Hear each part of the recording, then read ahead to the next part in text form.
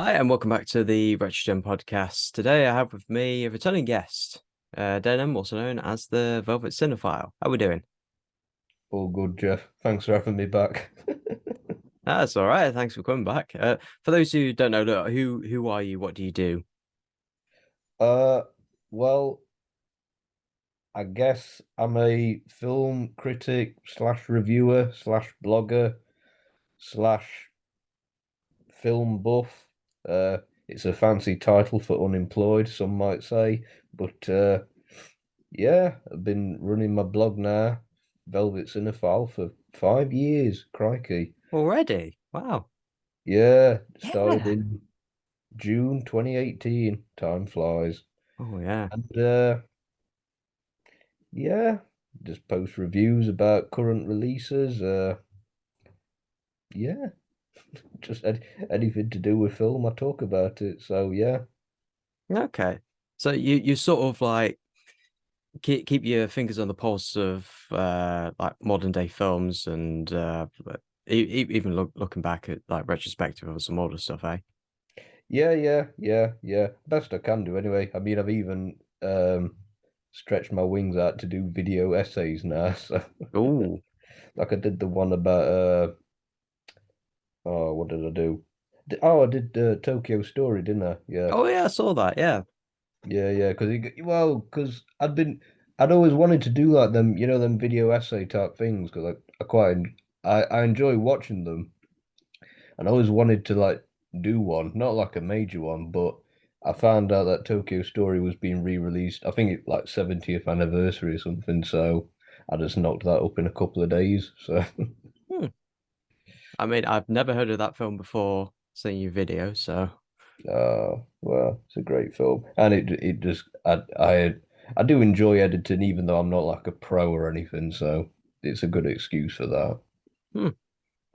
Okay. So in your sort of like being online and like looking at films and that, have you heard of the literally me meme? Yeah, I don't really know like its origins. I don't know where it began or anything, but the basic gist of it is that it's characters, usually obsessive, sociopathic or psychopathic characters that members of the audience, predominantly male, but I guess we'll get into the dynamics of that later, who sort of like point the finger at the screen and say, that's literally me. Yeah. Hmm. So why? Like you say sociopathic, but like why would people like identify with that? That's seems sort of worrying, doesn't it? It does on the surface, I suppose, yeah. I think a lot of it is, well, I guess like if we named examples, like obvious ones would be like Robert De Niro in Taxi Driver. I Hmm. guess like on the more extreme end of the spectrum, it would be, you know, folks like Heath Ledger's Joker. I Oh think a yeah. lot of it is,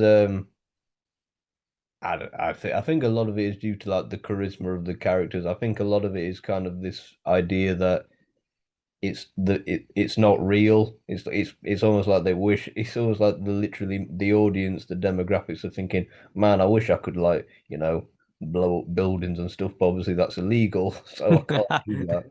Like I guess the classic one is Fight Club.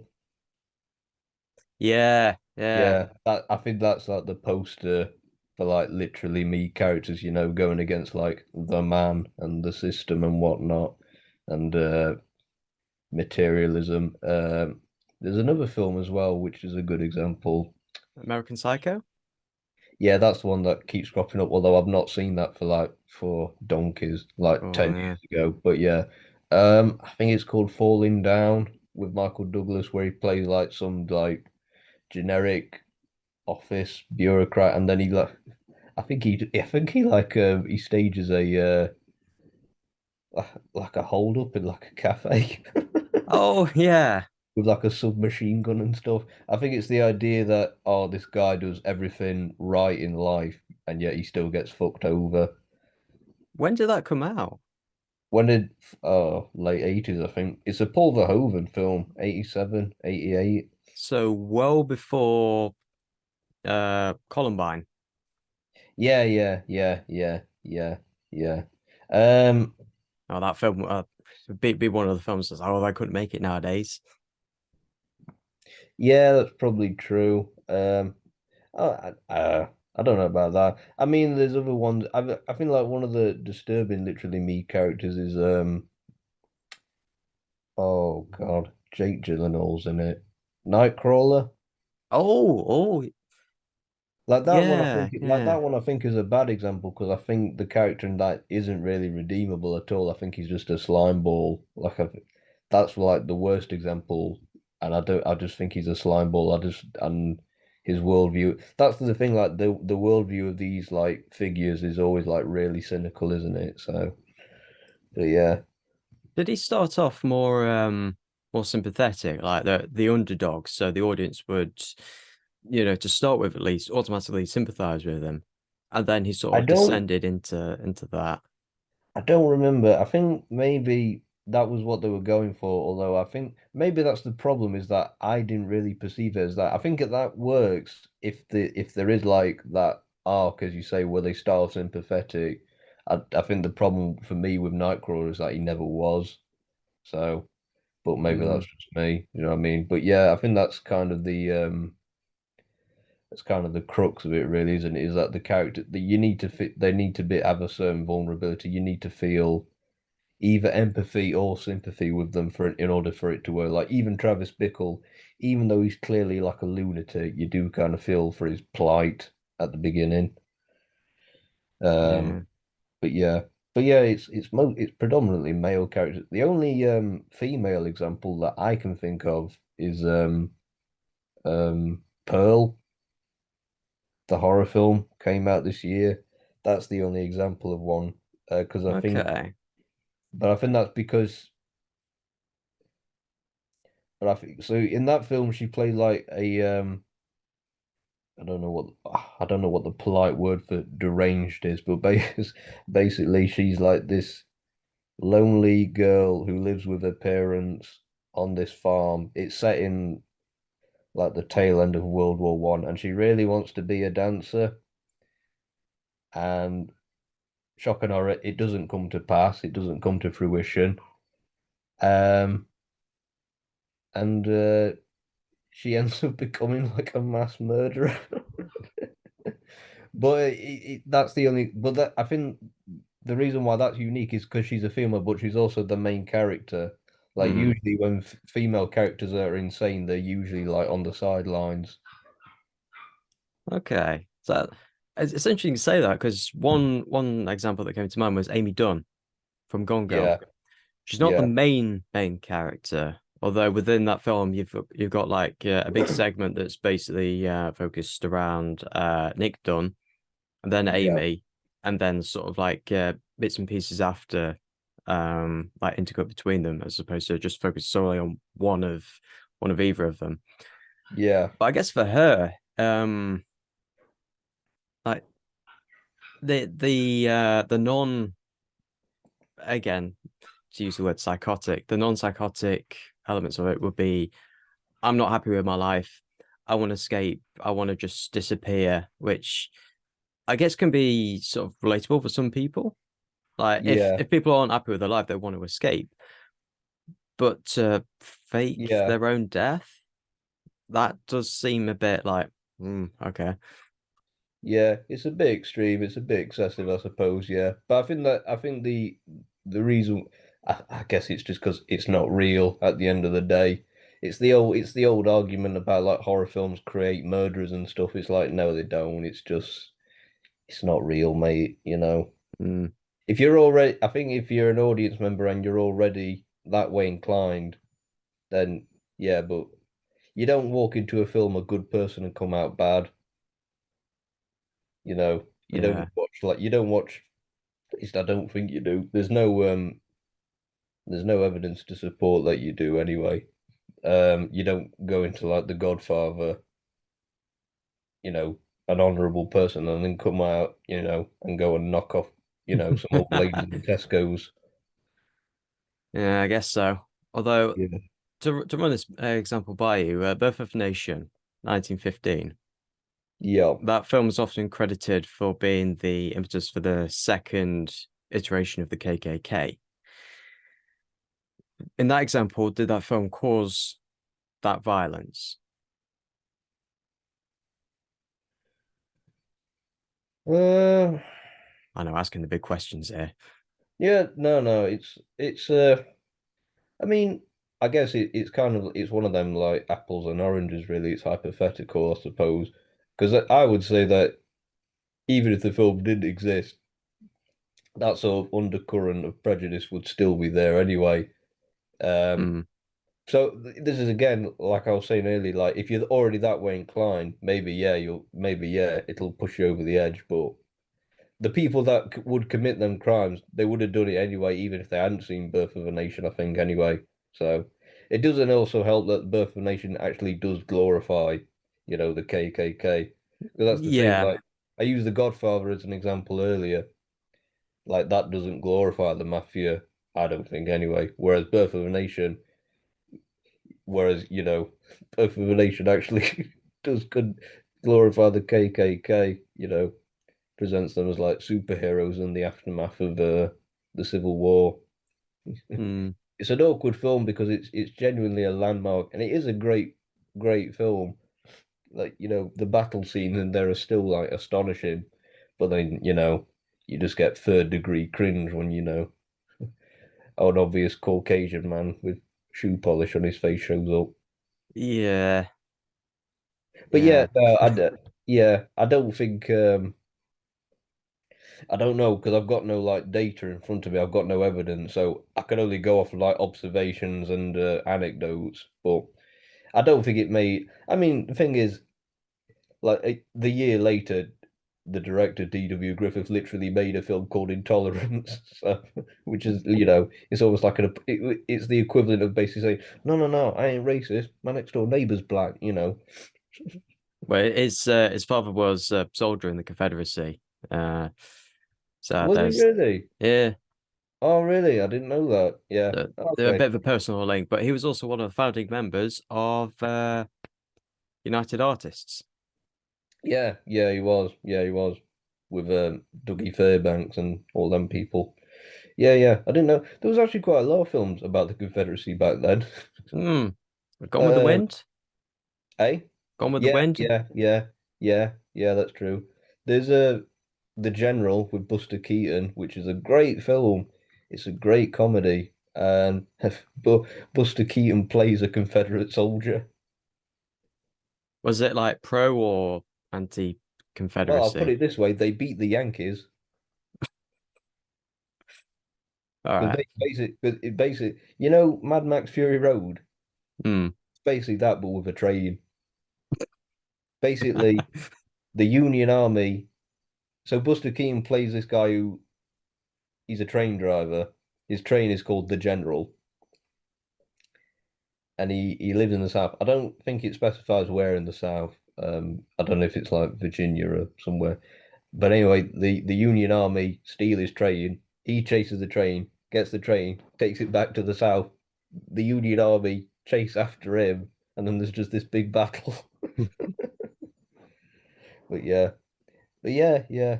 That's the thing, isn't it? You don't really get any. You wouldn't get films like that today, would you? No, No. but just Not saying that's a bad thing. I should specify. It's just the way it is. It's just it's funny how things change. as a product of its time. Well, I guess so is everything, isn't it?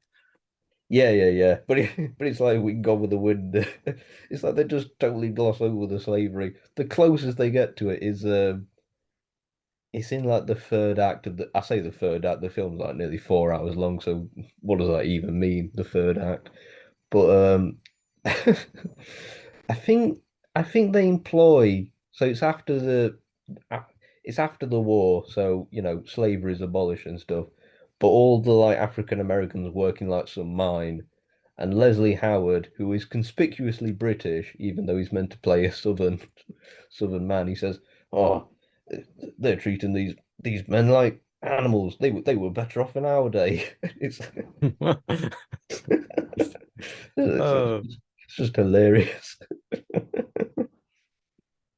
But it's also interesting that that's now I might need to be fact checked on this, but I think that was the first film to have an African American win a best actress or best actor actress. Yeah.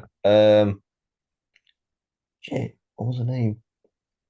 Hattie McDaniel played Maggie. I don't know, so I can't. Yeah, she won. Yeah, you're right. She won Best Supporting Actress.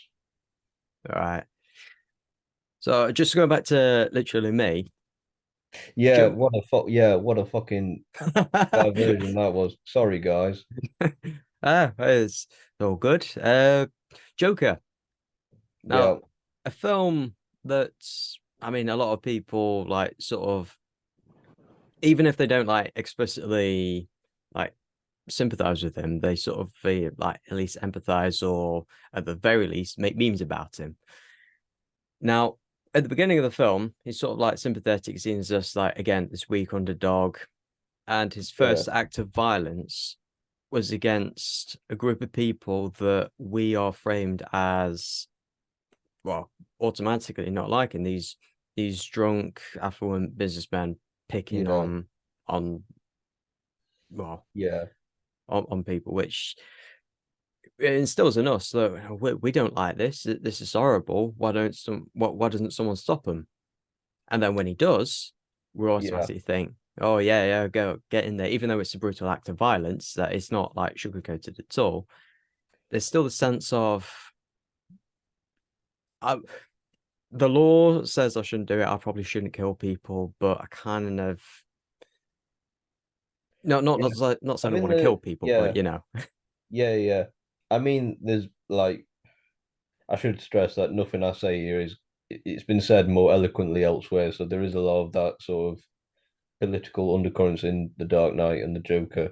But I think the thing about Dark Knight and the character of Joker is that he is ultimately sort of vindicated in a way because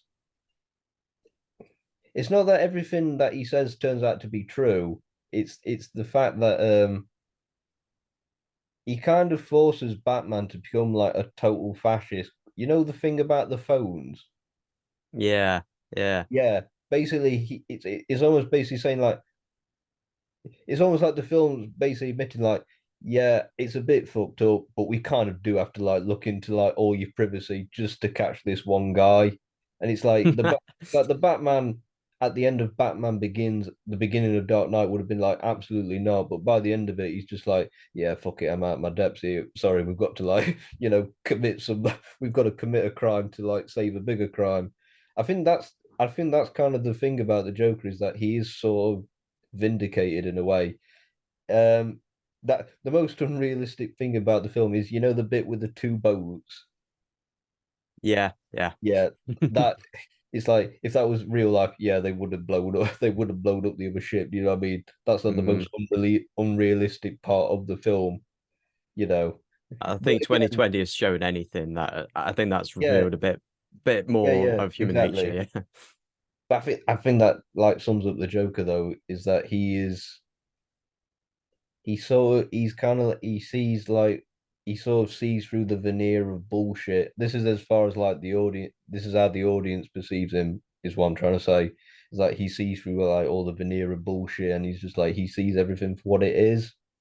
So Mm. yeah, I think that's why. So yeah, it's nothing to do with like well, I guess it is to do with his methods. Also, basically, I think people are just like, yeah, it's wrong to kill people, but he ain't wrong. So Yeah, yeah. I couldn't have put it better myself. Yeah, it's kind of similar with I'm only using it because it's another comic book property. Is it V for Vendetta? I haven't seen it or read it. And yeah, with the fucking Guy Fawkes mask. It's the Yeah, same. yeah, V for Vendetta. Yeah, that's the one. Yeah, it's the same principle. It's like, yeah, he's a terrorist, but it's that whole thing of like he's going up against like a fascist and same Mm. thing. But So who do you support? yeah. So like, yeah, but the underlying principle is the sentiment is the same pretty much. Hmm. Well, it's ironic that the House of Parliament would not be destroyed by Guy Fawkes or any form of terrorism, but through concrete. Yeah, Hmm. ironic that, isn't it?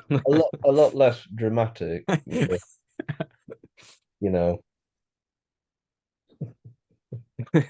Yeah. So concrete. just sums up Britain though, doesn't it? Fair. Yeah, yeah, yeah. Right. So these characters, these literally me characters, are these people becoming role models, do you think? Uh, Depends what you mean by role models, I suppose. All right, got an example. Yeah. Ryan Gosling from Drive. Often Uh, he's a staple of the whole literally me genre. Now that's pretty much all he plays at this point. yeah, basically. Same um in Blade Runner. yeah, I'm gonna get to him in a bit. Yeah, yeah. um that he's not like a psychotic character. He has like morals. He won't use a gun. He won't In he, Drive, yeah, yeah. yeah. And he is sort of like asympathetic, but I don't think he has a lot of the psychotic elements to him that a lot of the other literally me characters do. Like he's definitely not Patrick Bateman. He's definitely not Yeah, yeah, Joker or anyone like that. He I feel there is a distinct difference that I don't think we can yeah. necessarily ignore with him.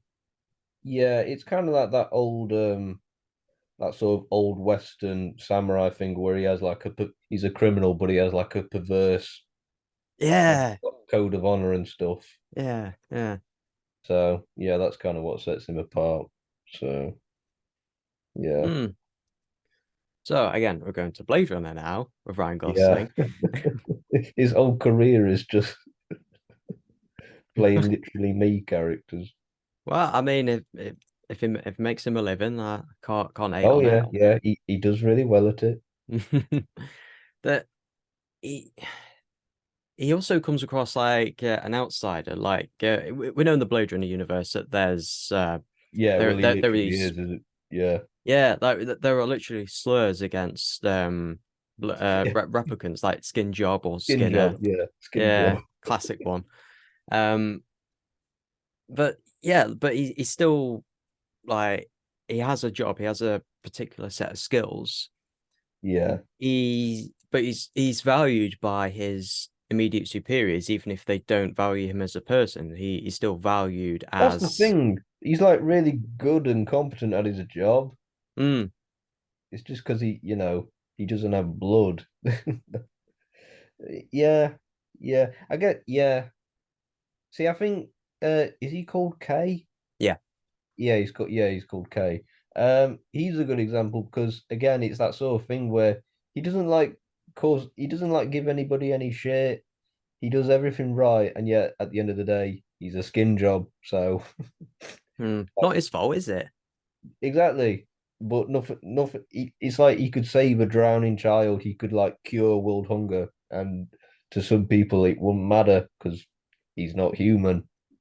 Now, is that something that people relate to? That no matter what they do, What, the robots?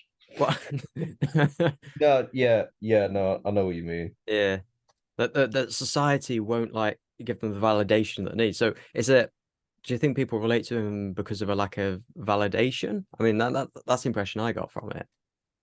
Yeah, yeah, that's true. That's valid. I don't know, but I guess that again, it becomes a sort of like whataboutism sort of thing. But it's like, what validation would he want? Do you know what I mean? Like promotion.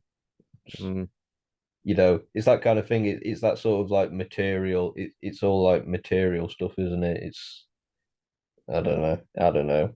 But yeah, yeah, it's a valid question though, and I think that is true. I think that's the reason why they gravitate towards these types of characters, even though they're clearly sort of destructive and dangerous, is that, you know, they do everything right, but they're never like rewarded or validated or whatnot. So mm. yeah, that's true.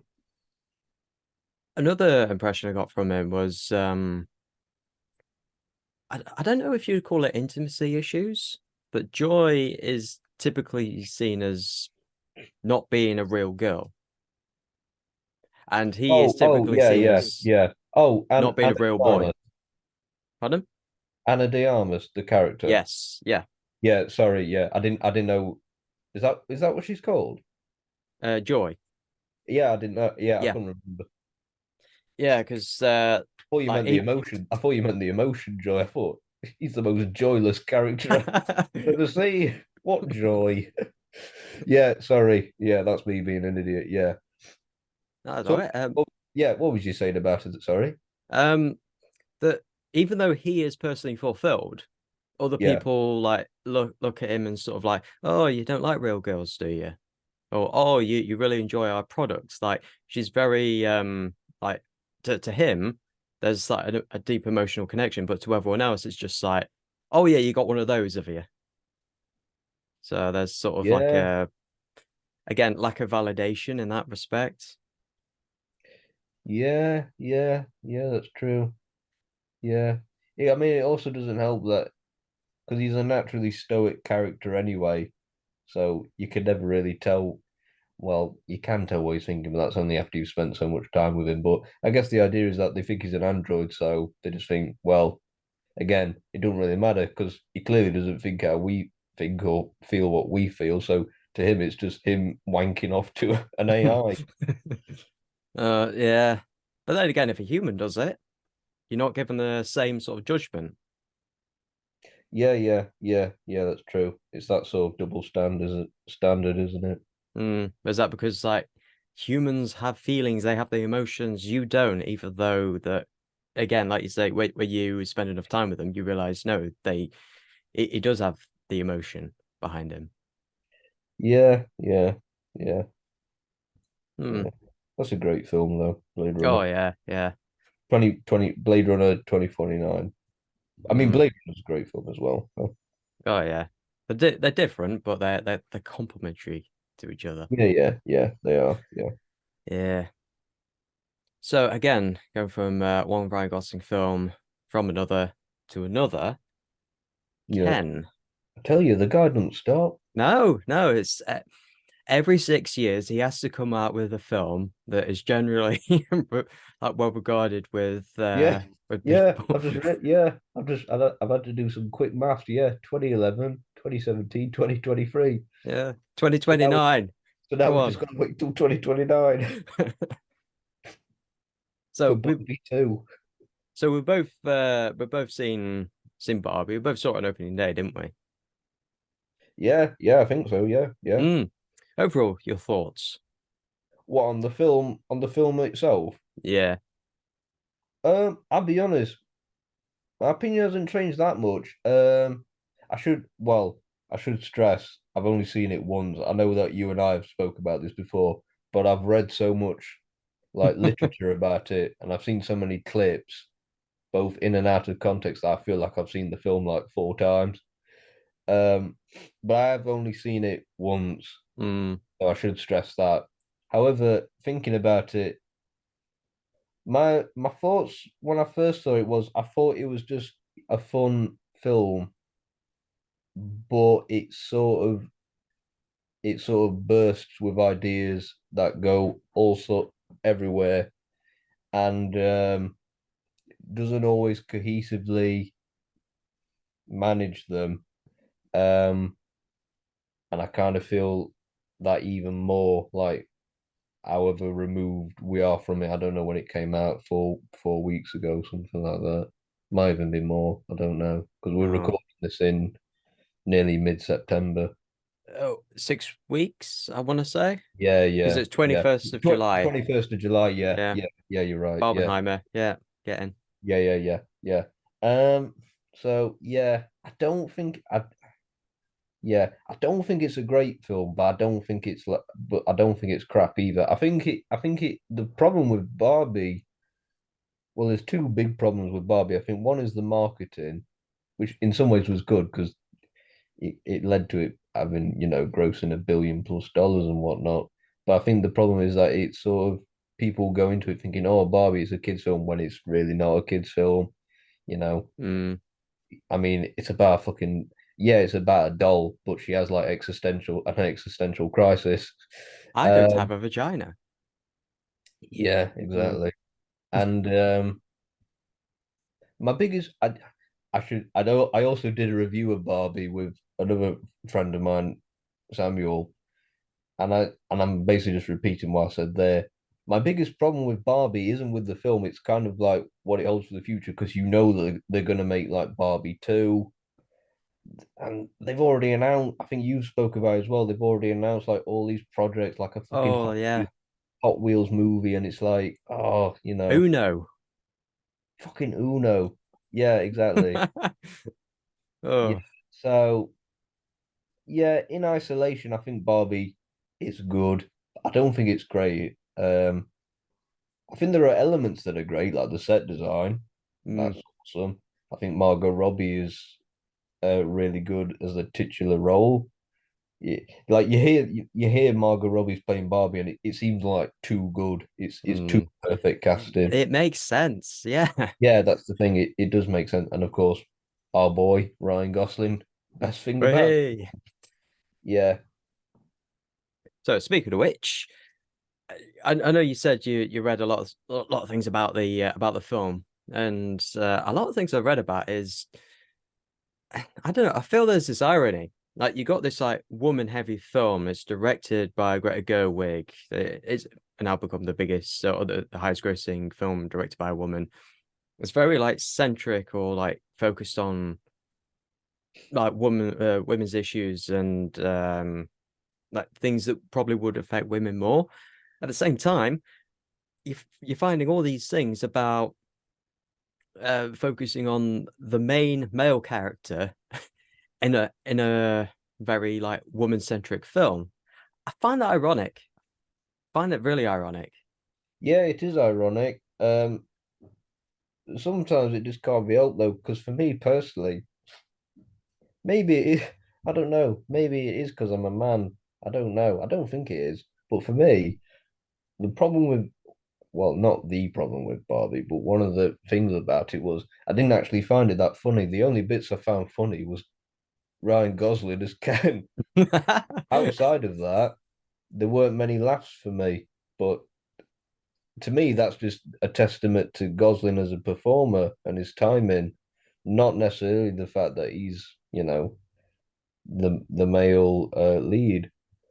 But yeah, it is ironic that it is very much a woman film Mm, with womanly themes, and yet he's like the standout.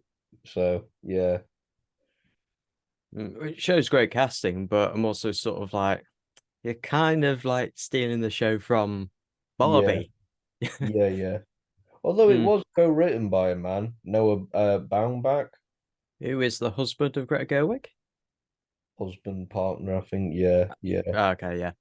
But yeah. uh just I just going back to the whole jokes thing, I'll be honest, I laughed almost all the way through. Oh, did you? All right. Yeah, I think so from the sound of it, I think I enjoyed it a lot more. Um Yeah, or more yeah, than you did, which I mean it's like part and parcel. But to be honest, I was just expecting, you know what, sit down, you got Margot Robbie, Ryan Gosling, you've got these like it's Barbie Land. Come on, suspend your disbelief for two yeah, hours. And yeah, I think it just exceeded my expectations. But yeah, yeah. I think yeah, maybe that's the thing, because I don't really know what I expected because I just thought, fucking hell, a Greta Gerwig is directed this. So you're kind of thinking, well, has she just like sold out?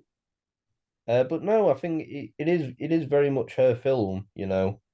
You can feel her presence. yeah, yeah. Um, but yeah, I mean, I know that we're talking about Ken specifically in relation to the film.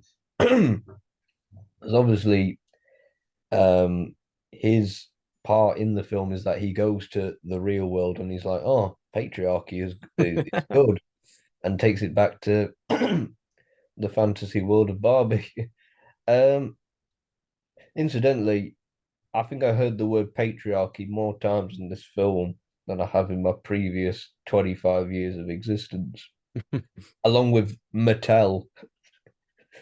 I was like, I don't even think I knew what Mattel was before I came in it, but I definitely know what Mattel is now because they said that they must have uttered it about 2,000 times.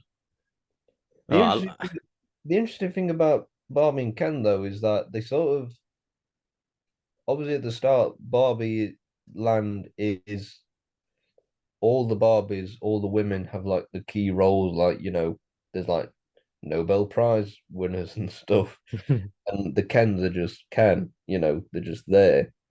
By the end of the film, it's almost like the film it sort of acknowledges that oh we do need to like coexist, which so I find it ironic that people like lambast it for being feminism propaganda. but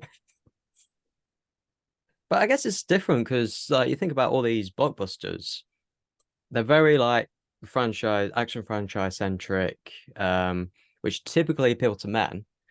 But then you've got this film that explicitly is trying to appeal more to women, and then Yeah, that sort of like almost tips the scales. It's almost like women like watching films that appeal to them.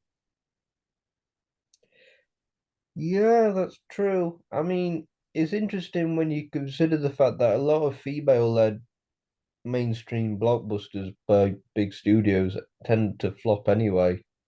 Mm. Like the obvious examples is Ghostbusters and that the only reason I remember this film is because I think it was one of the first films I reviewed on my blog was the Ocean's 8, Oh yeah, all female Ocean's 11 spin-off. Completely flopped. It's the most unremarkable film. So yeah, those types of films tend to flop, and Birds of Prey is another one with Margot Robbie. Yeah. with Margot Robbie. That's another thing. It's like it's a good job she's been in Barbie because it's kind of boy, has she had a lot of flops. Mm. Like, I've always enjoyed her as an actress. It's just a shame that because like in I haven't seen Bird of Prey, but in Suicide Squad, she was definitely one of the best parts of it. Oh yeah, Yeah, absolutely. Yeah, it just it's just Babylon, same thing. yeah. I really like Babylon, but made like £2 at the box. You seen And I, but Tonya? yeah, I Tonya as well. But Babylon, makes like no money. More importantly, gets like no Oscar nomination, so it Hmm. makes it even more worthless. Because that's the thing. Like, if he had actually got like some awards prestige, it would have been like, well, it was a flop, but hey, you know, we got some clout, but it didn't even get that. I Hmm. Tonya, though. Yeah, no, that pretty like that film was pretty good. Yeah, But yeah, no, yeah, no, she's great as an actress. And again, Harley Quinn, I would argue being a literally me character.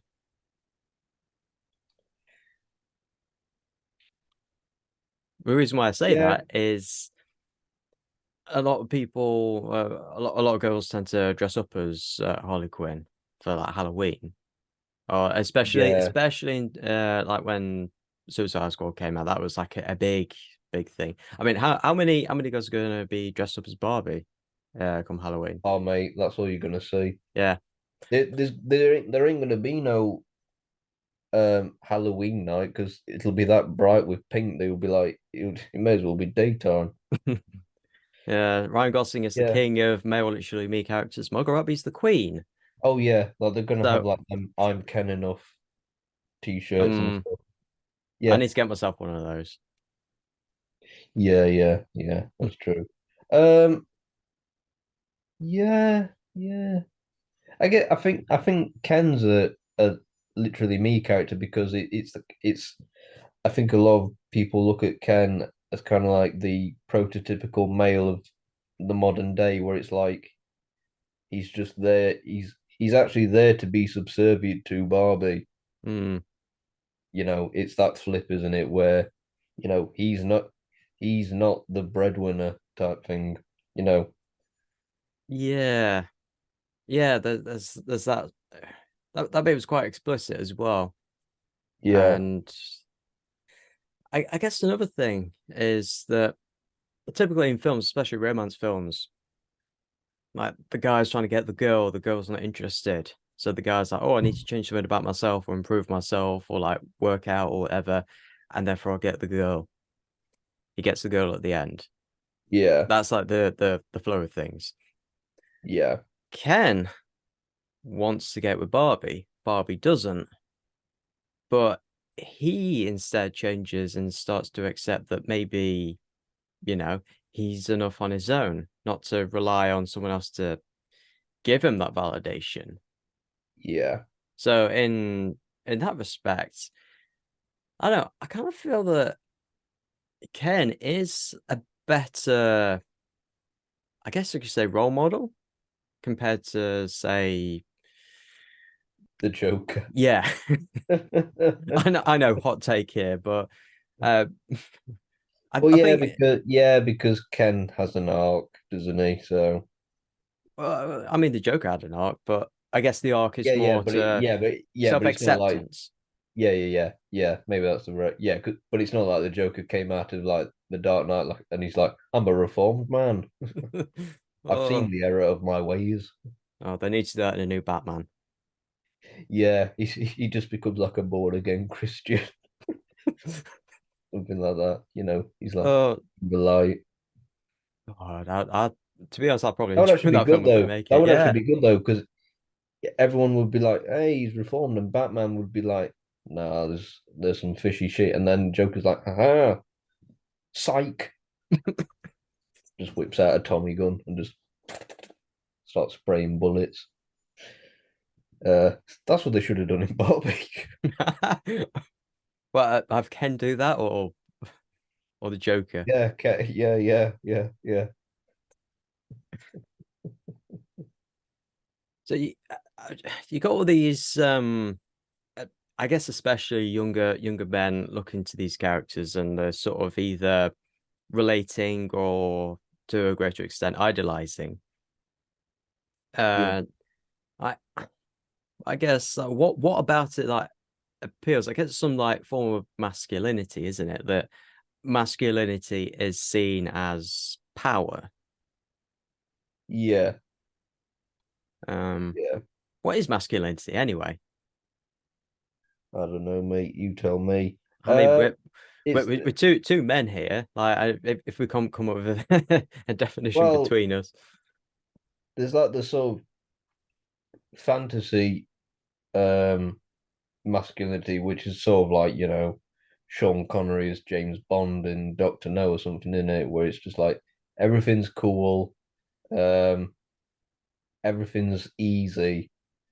Uh, he always says the right thing at the right time.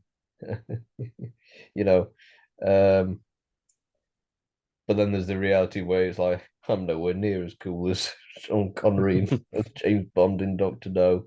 But masculinity, I don't know, it's an ever changing thing, really, isn't it? It morphs every so often.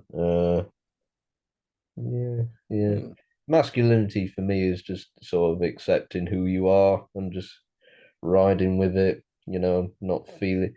I always get like they use that term, is it toxic masculinity? Like that's like it's just a horrible thing because that's just like like you're just insecure. It's like mm, like Walter masculinity White. yeah. Masculinity is where I think you're comfortable with yourself. I think and femininity is just the same in women in my eyes. So what's You the know, difference? well, masculinity, men being comfortable with who they are and what they want. Femininity is being comfortable as a woman being comfortable with her in her own skin. Hmm. Because I've been trying But to it, think but about this. Like, what is unique about masculinity that you can try about masculinity that you can't apply to femininity? Like strength. Okay, yeah, men, big men, strong, we're here. But for women, like femininity, there's still strength a part of that. Like just because they're weak doesn't mean they're not feminine. yeah, true. it's just the idea that men and women are innately different, and I mean, in my experience, men are just pretty stupid anyway. So, which is Hashtag why which feminist. is why Barbie Land is so it's probably really accurate because the world probably would be better if women ran it. So, Uh, just wait yeah, till we get a woman president in. yeah. But it's like that thing. I read about this the other day.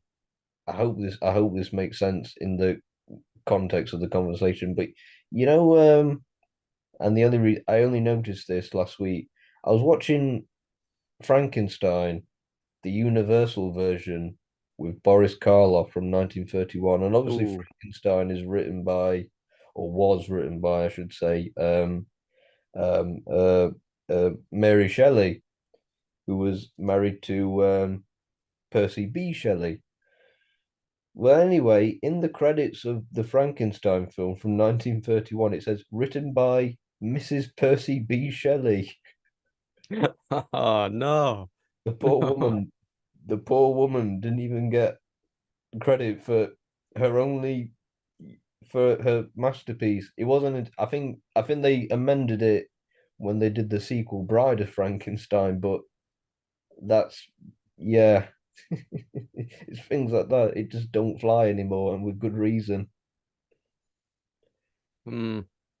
Yeah, Just going back to what you. imagine if it said like Barbie, written and directed by Mrs. Noah Baumbach. That Oh, kind of that it's that puts it in perspective. yeah, no, definitely, definitely.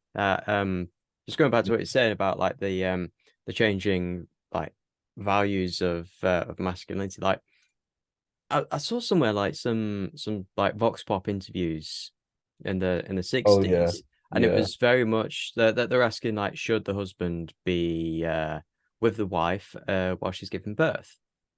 And a lot of the older people then said no, she should have her privacy. This was both men and women, yeah, but yeah, both men and women who were younger said, "Oh no, I think that the husband should be there to support her."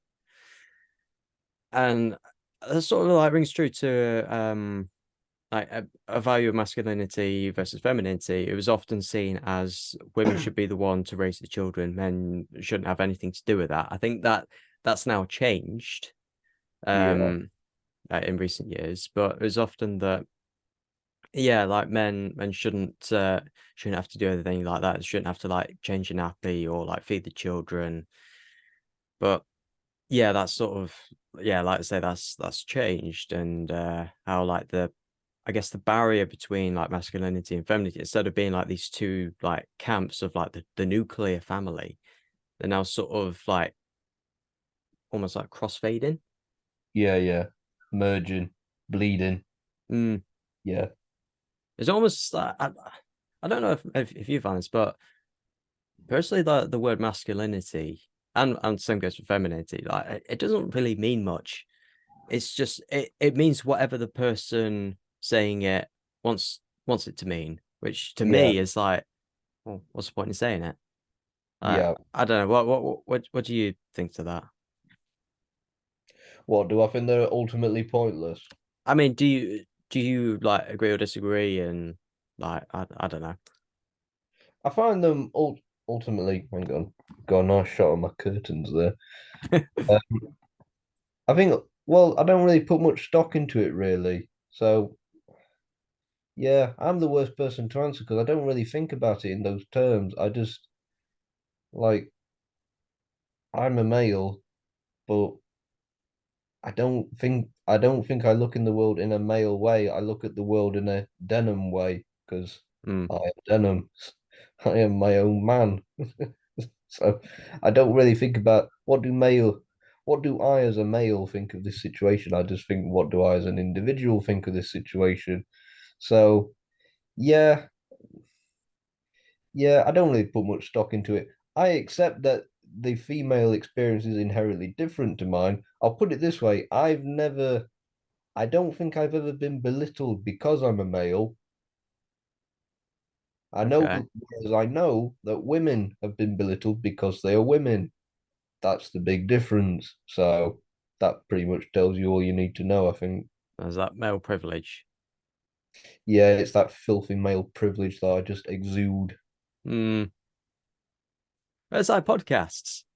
It's typically coded as being a male thing, but no, plenty of women do that.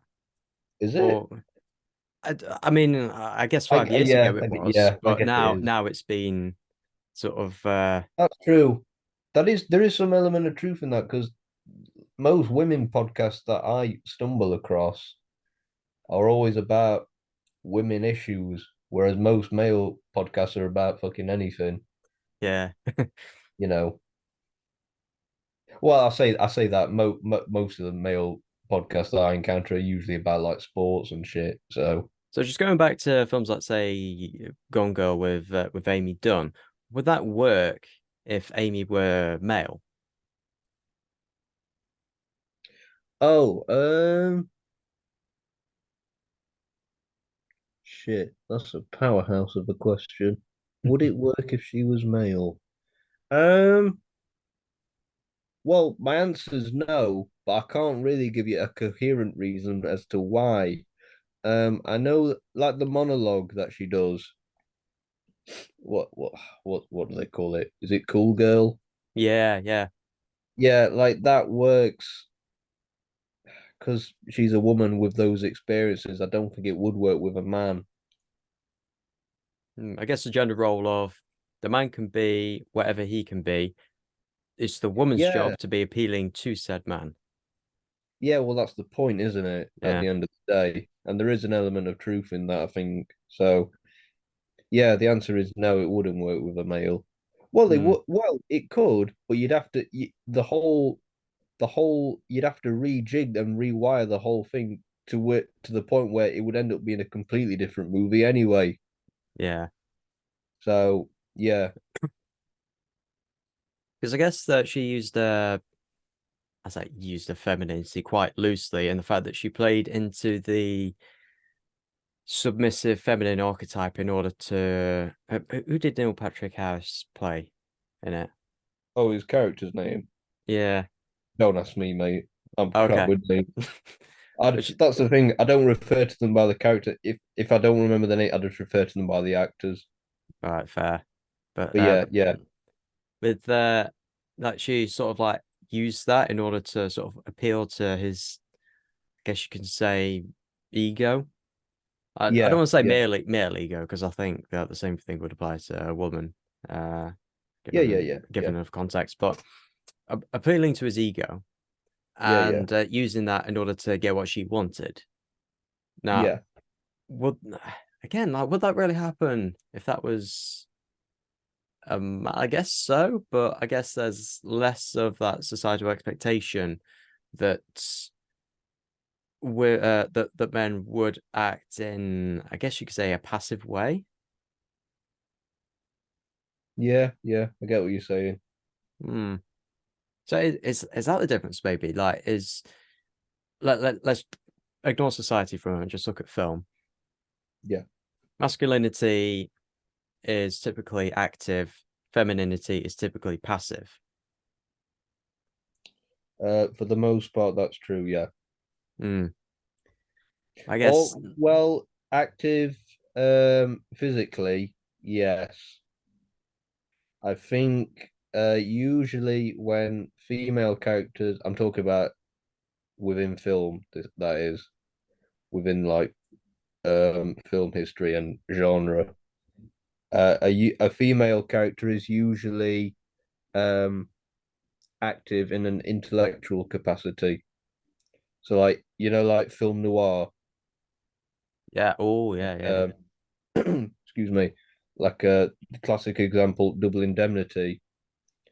The lady character, played by Barbara Stanwyck, she is the prime mover of the plot, but ultimately it's Fred McMurray, her lover slash accomplice, who does the heavy lifting. He's the one that bunks off the cat the husband, gets rid of the body and stuff. But he's just he's a pawn, you know. he's the brawn, she's the brains.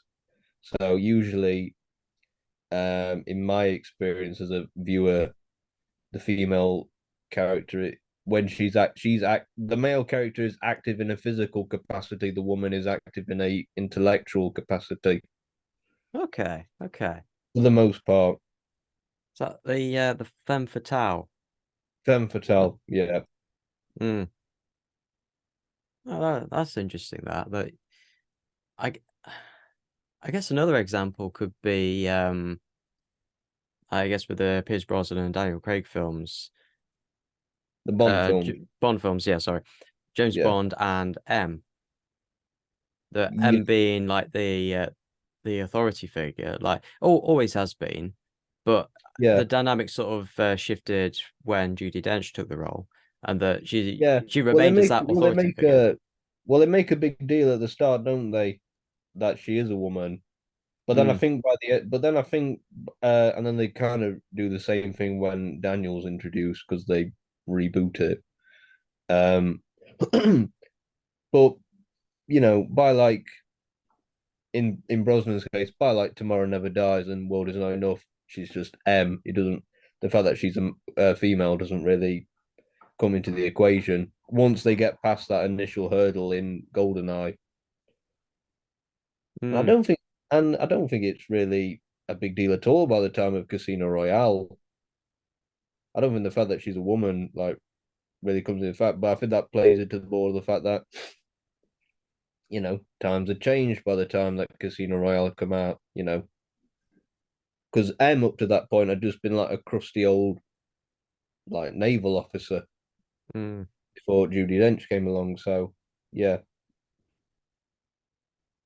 Okay, so like let's say times changing, and like before it was like right, it's a man's world. Women know your place. Please don't clip that out of context. Uh, please do clip that out of context. um, Yeah, yeah, but uh, but now it's sort of like there's almost a realization that hold on, like women can be appealed to as well. Women can be well, can just as easily be like appealed to or marketed to or um all that, which I don't know, it's sort of a weird realization looking at it in real time, like from like marketing companies that like I know you said about Barbie, how yeah, we're going to see a lot of like toy films because that's the lesson that they're sort of like taking from it, that we're going to see toy films, which there generally is. Like once there's $1 billion film, there's always like, oh yeah, we want a piece of that pie. yeah, But I'm also hoping that not just for the sake of it, but there are more films showing things from a female perspective, not just because I want to see a female perspective, but also I kind of want cinema to have a diversity of, stuff rather than the big tentpole films being like male centric, that or at yeah, least like just appealing to men. yeah. I mean, that's kind of like the disappointing things about films sometimes is that, people complain. This is a sweeping generalization, I know, but people complain that, oh, it's just franchises, it's just sequels and all that bollocks. And then when like a film does come around and it does try to like be its own thing, nobody sees it. Or it's So criticized because it's different, or any criticism is basically it's different to what we've seen before. yeah, like I remember like The Last Duel, the Ridley Scott film, that was pretty everything that people complained about the current state of cinema. Along comes a film like The Last Duel, which isn't a sequel, it's not a reboot, it's not a remake. It's got good story, strong characters, strong female characters as well, like Jodie Comer in that film, excuse me. And, nobody sees it, you And know. they don't do another one. And they're like, well, we'll stick to what we've been doing already. Yeah, yeah, yeah, yeah. So I hope that's the thing. I hope that's the lesson coming out of um Barbenheimer, but I don't think it is. that's the problem. It's like you've got no faith in the studios, have you? You're thinking like, Mm. no, they don't look at it like that. They just look at, well, it's not because it was directed by, a good director who just happened to be a woman. No, they love the brand. They love Barbie. So they're gonna go out and buy Uno, the stupid bastards. I They'll mean, watch Hot Wheels. just imagine like a few years from now they come out and they turn up in masterpieces. You're gonna eat your Yeah. words then. And the Oscar for Best Picture, Uno, Hmm. Barney. So the lessons the studio's going to take from this: make toy films and biopics. That's all we're going to get for 2024. Yeah, I mean that's the thing though about Oppenheimer is that it is like a singular. I don't want to talk about Oppenheimer too much because we spoke about it for nearly half an hour. But the thing about Oppenheimer is that it is such a singular piece of work. Like that's not going to get a sequel. That's not going to get you know any of that bullshit. But it's a 3 hour dialogue heavy film that is close to grossing $1 billion. Mm. Second You highest know, R-rated film. And yeah. what's number one? What is number one? Joker. Oh, wow, of course it is. Yeah. Oh, we've come Yeah, of full course it is. circle. Yeah. Sorry. Yeah. No, no, Silly. no. Yeah, yeah, it is. Yeah, yeah, yeah. See, people like That's watching that good films. that's a good literally me character because I think that's one of them films that sort of what do they call it? The zeitgeist Well, came out Oppenheimer, like literally me. yeah, yeah, yeah. Like if that film had Hmm. come out like 10 years before, it wouldn't have worked, but it just the timing was right. Well, sort of like, oh, I wish. Sometimes I really want to poison my t-shirt. Not my words, but saying that. Yeah, Like, yeah, yeah. Don't clip that out of context. oh, Exhibit A in court. oh, I think we got more than just one or two clips from us to be Oh yeah, incriminated. definitely. Clip up a yeah, clip of me saying, "Oh, they were better off when they were slaves." Oh, Velvet Cinephile out of context. Yeah, Uh, but no, that's it's interesting that I just need to look at the future. In terms of male-centric films then, or like literally me type characters, where do you see that going in the future? um, well, if I knew the answer to that, I probably wouldn't be here. I probably would be in Hollywood, executive producing these movies. Um, I mentioned earlier about Pearl. I would hope that we get more female, literally me characters. The problem with those is that very often, like I said before, those types of characters are usually secondary, and it's usually just like that crazy bitch stereotype, you know. So yeah, I'd like to see more, but I don't see it happening. So it's hard to predict, really, because in order to predict that, you kind of also have to predict society, I think, as well. Good luck with that. Yeah, exactly. That's kind of the point, really. So I don't know. I don't know if you have any hypothesis. Um, no, no, I keep getting surprised every year. So you know what? As of a couple of years ago, I just stopped guessing. Yeah, yeah, fair enough. Yeah, Uh, but no, thank you for coming on. Anywhere we can find you if we want to online. I mean, not in real life. yeah, yeah. My address is yeah. No, literally just type into Google the Velvet Cinephile, and the first result should be my WordPress blog. There you'll find my reviews. Uh, I have written a book as well, so that should come Two up. books. Yeah, cheap Oh, plug. there you go. Yep. Thank you, Jeff. Cheap plug there. Um, I do have a YouTube channel. I don't upload regularly. That will change in the future. I promise. I will do more of these those short video essays. And yeah, All right. Well, thank you for coming and thank you for your time. And this is Retro Podcast signing off. bye, folks.